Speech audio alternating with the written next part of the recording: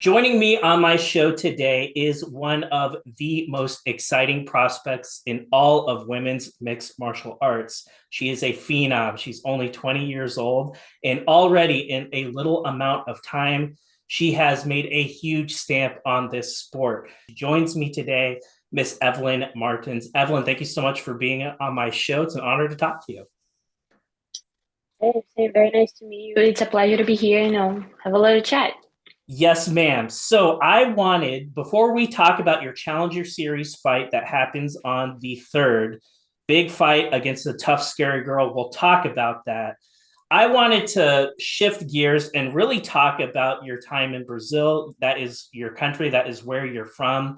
And a lot of people who haven't done their homework or who don't know about you, they look at your age, they see the two pro fights, and they say to themselves, wow, okay, she looks really good, but what's her level of experience? You have a lot of experience. You have been doing this for a very long time. You have fought the who's who of Brazil. You've been doing this for a good chunk of your life. Can you talk to me a little bit about what that experience, your formative years in Brazil, what was that experience like? And how did you really get started on this martial journey? First of all, yes, everybody kind of looks at it, especially when it goes to topology, see my two pro MMA fights, but no, actually, it's not everyone that knows about my background, how many fights I have. And I actually started fighting when I was 11 years old only. Did a couple of sessions of training when I was 7. Martial arts runs in the family. My dad used to train. My mom brought me to the gym to train Muay Thai. I had an uncle who used to fight pro MMA before. And, I just started doing a little by little. My background, it is striking and jiu-jitsu, but I started Muay Thai and kickboxing first. Did a bunch of fights back then in Brazil. Had the opportunity to also do a pro boxing before I leave Brazil to come to the United States. So I'm also 1-0 in pro boxing. It was my last fight in Brazil. I had the opportunity to fight so many tough girls over there. I was always the youngest, by the way, on the card. I've always fought the old girls, Yeah. always. So and it's still happening to me pretty much. 18, I fought someone 28, then 29, and then it's still happening pretty much. And I think I got a bunch of experience fighting there back then when I was young. And also when I moved to the United States, I did a bunch of grappling matches, went to a lot of tournaments. I love jiu-jitsu. I love competing jiu-jitsu. I've competed to a tough big names as well, and I've won. And I believe I gained so much experience that when I turned 18, I was definitely ready to go pro. Did my first fight against a very tough opponent.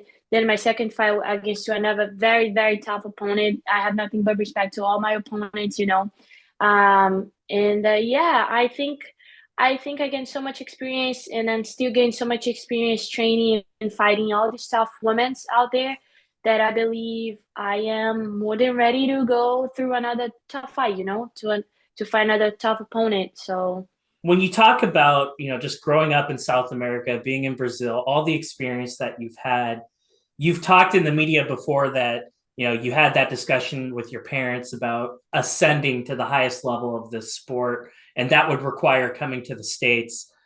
And you actually did it. Like you talked about it and then you followed through and did it. And going to a different country where there's a different language, a different culture, that's incredibly difficult to do. And by the way, you had to learn how to speak English, which is like the most difficult language anyone can learn. So credit to you for doing that. Like you're talking about going through a lot of adversity and a lot of obstacles at such a young age.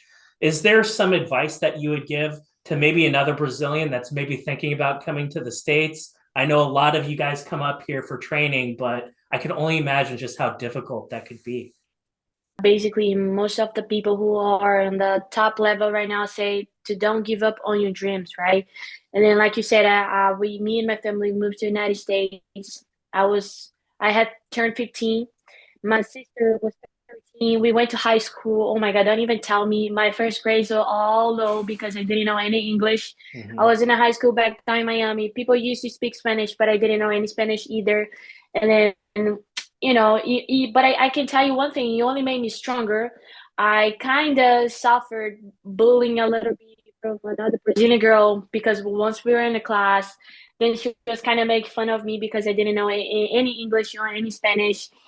And but I didn't doubt those little things, get to me and get to on my way for the things I wanted to achieve, because here I am today talking to you, giving interviews, if it's Spanish or English, doesn't matter, I'm ready for it, it just made me a little bit tougher, but that's how it is in life, you just gotta go through it, go through the hard times, and don't give up. That's all I gotta if I have to say something to someone who wants to come here today to achieve their dreams and to make their dreams come true and be one of the best in the whole world, is like, really don't give up. Even if your mind tells you sometimes to do so or to step back a little bit, you gotta have a big heart, but also gotta put your mind on the right way and also have God guiding you, because that's very important. I think all those things are of critical importance. And I'm trying to think of a world where it's like, okay, Tyler, in order to do your show, that means you have to go to Brazil, you have to learn how to speak Portuguese, you have to totally get out of your comfort zone and to adopt a whole different way of life. That takes a lot of courage, and I think a lot of people would be reluctant to do so. But you've come here and you've had a lot of success in the short amount of time that you've been here. Your pro career, you've alluded to it before. You fought two of the toughest girls that I know of in the 135-pound weight class, Serena De Jesus, and then you fought Melissa Croden, two incredibly difficult opponents. And I kind of wanted to ask your opinion when you reflect back on both of those fights today. What did you learn from that experience? Those fights went the distance, 15 minutes with each girl. That's a long time. I'm sure you've looked at the tape on both of those fights in the years since. What's your takeaway, having shared the cage with both of those women? Uh, Besides giving me more experience as a Mm-hmm. young athlete, I learned that I could do things that I imagine back then that I couldn't have done before. So I I think my takeaway was that it doesn't matter who's gonna be inside of the cage with you. He's always gonna be a tough person. He's always gonna be another tough woman right in front of you. So when people ask me about your opponent or whatever they want to ask, I was just gonna say I'm always gonna respect all my opponents, because the way I'm training, they also training to come here and then punch me right in the face. Mm-hmm. So I've learned that it doesn't matter who's gonna be on the other side. You have to get yourself ready 100%, and then you have to do everything correctly, and then you have to get there and then give your best, and then get out of the fight and then be the champion if you want to, and then if you want to do that, you gotta go there and put the hard work in. And yes, that's pretty much it. I know that after the Croden fight, it's been a little bit of time. I know that you had intended to go out and compete more often, but you were forced to withdraw from a few fights. Some fights just didn't end up materializing. Can you talk a little bit about just the lead up to this fight? You've been on the sidelines for a little bit, but I know that you've been training really, really hard and getting ready for this opportunity. When were you given a chance with PFL? Can you talk a little bit about how this opportunity came together? Well, when the opportunity came to me, I was so happy about it. Mm-hmm. Obviously, I got super excited because I'm finally having the chance to go back inside of the cage and do what I love the most, which is fight for real. And but like you said, I've been on the sidelines for quite a while, a year and something, but not because I want to. People ask me, how do I porter myself during this year? How do I put myself in at the gym? I was training, or I was just taking a little vacations. Actually, I was supposed to fight 7 times last year, since 2021, but so many things happened.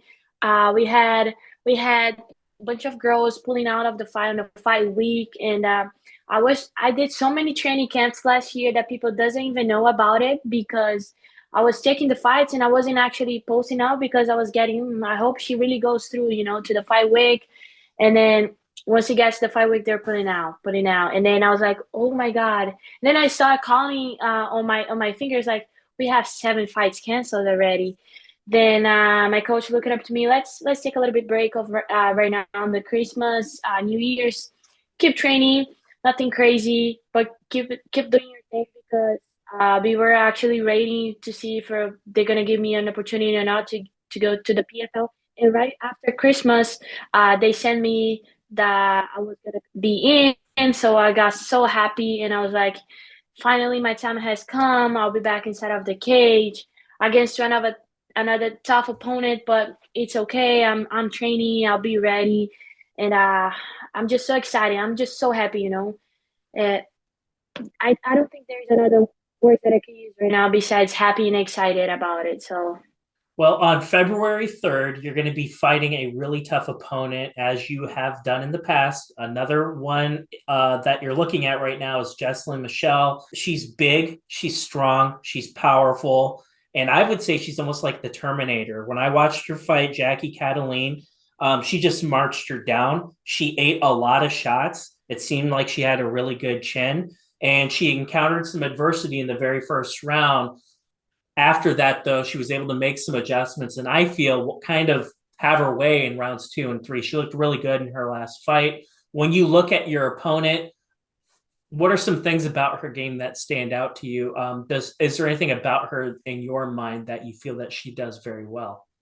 good hands, you know, powerful Mm-hmm. hands. Obviously, she's a woman, a big woman. Got good boxing. Uh, her background is pro wrestling. She used to do WWE, I think.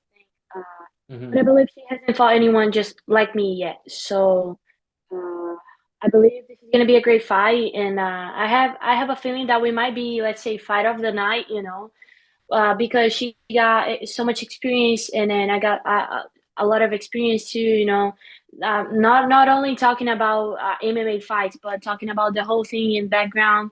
So I think that's the way I look it up to her. You know, Mm-hmm. and I think it's gonna be a great fight for both of us. I think one of the things that is really interesting about you, and I will be honest with you, when I think about you, I think of striking right away. I've seen your 2 fights. I know what you can do on your feet. You're very dangerous. You're hard to hit. You hit really, really hard. But I know that that's just one element of martial arts. I know that you know how to grapple. I know that you know your jujitsu really, really well. And everyone probably looks at this and says to themselves, like, okay, she's going to try to grapple you. I'm not telling you anything you don't already know, and I know that there are probably a lot of things that you've been working on in camp to be ready for that. But can you just talk about, aside from the striking, the other elements of martial arts that I know you're very proficient at that you have not had the ability to show in your fights so far? Like I haven't had the opportunity to show them yet, to show my ground game yet. You know, she comes to try to take me down or strike me or do whatever she wants to do it. I'll be 100% ready for sure. Because at the gym, we not only train one situation, we train as much situations as we can. You know, especially the bad ones. So I've been training hard, and I believe 100% in my game plan that we're gonna get there, and then we're gonna put the work in and get out of the 5 victories. I did have, Evelyn, one final question for you, and it's simply this. As far as your body getting ready to make this walk against Mishelle, this fight is happening at featherweight. That's a big deal. I know typically that you compete in the bantamweight division, but now that you're up a weight class, do you feel maybe like you have a little bit more energy, and does that make you a little happier knowing that as far as like a weight cut's concerned, it's probably not going to be that big of a deal as opposed to going down to 35 like how you've had to do in the past? Yes, for sure. It's something that makes to a fighter who goes up a little bit a lot easier, you know. And I think I'm gonna feel pretty strong on the fight night. And like I said, I'm only 20 years old. I'm still growing. My body changes a lot all the time, you know. I'm, I'm just a young girl who likes to fight, you know. And but I'll be a little bit stronger. Uh, my kicks will be a little bit heavier, hands as well. I think I'm ready to knock someone out. Like it's gonna be something different. My first fight, featherweight, and it's gonna be a good try for me to see how my body reacts and all of this stuff. But during training camp, I've been feeling pretty well. But not having to cut that much of weight, go through dehydration, all the stuff is just one thing that makes me really, really happy. Well, I am looking forward to your bout. Before I let you go, I wanted to give you an opportunity, Evelyn. I know that you have a lot of people that work with you behind the scenes to make your fight career a possibility. So if there are any coaches or if there are any sponsors that you would like to thank, I'd like you to have the opportunity to do so before I let you go. Thank God for everything, He does for me. He protects me. He gives me the strength and the faith to keep moving forward. And also wanted to thank my family. Always thank my team at ATT, all my coaches out there. I cannot say only one or two because all the coaches out there, they always try to help all the athletes. Big thanks to my sister, who's my main training partner. To my managers out there, to all my sponsors, to the people in Brazil who are very excited to watch me, and to the people in the United States who also like, there's some friends that they're very excited to see me fighting. They're very happy. So I just want to thank all of them, and then say that I appreciate all of you guys. And I promise that February 3rd is going to be a great night of fights, and I'll be ready for sure. And then I'm ready to put some fire inside the cage. Well, Miss Martins, thank you so much for your time. I look forward to watching your fight. That happens, PFL Challenger Series. Make sure you guys check that out. It happens on February 3rd, and the link for all that information on how to watch it will be in the description of this video. Thank you so much for your time, Evelyn, and good luck on your fight.